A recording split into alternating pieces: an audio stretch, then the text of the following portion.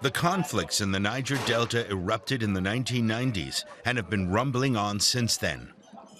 Armed groups have been fighting for a larger share of the oil wealth created in the region. They argue that the government and multinational oil companies earn huge amounts while people here remain in poverty. We met a former militant in a bar in Yenagoa. As part of the government's amnesty program in 2009, he and tens of thousands of his comrades laid down their weapons in return for a monthly allowance. Now, however, this program is coming to an end, and the new government does not plan to extend it. This news has led some former fighters to go back to their armed groups. I'm disappointed because the promised development did not come to the community.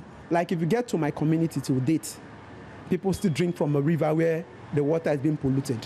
If the government does not do something quickly, more people will go back. The Niger Delta Avengers was founded in April, and since then, their website has proudly announced several attacks on oil pipelines. So far, they say they've neither kidnapped oil workers nor killed residents. But according to their spokesman, they will at some point. We tried to meet him, but in vain. While the majority of the Niger Delta's population is desperately poor, a few Nigerians have managed to profit hugely from both oil and the amnesty payments. Security expert Ona Ekomu suspects that former militia leaders are behind the Avengers. The attacks are highly professional, carried out by experienced people.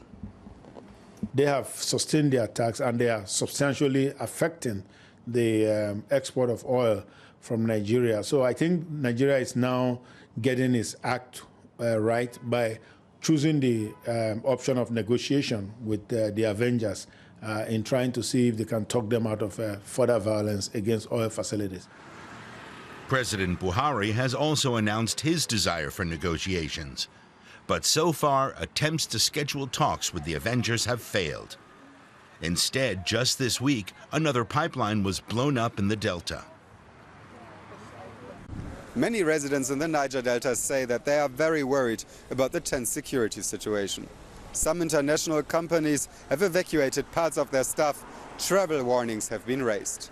And some observers fear that the worst part is yet to come.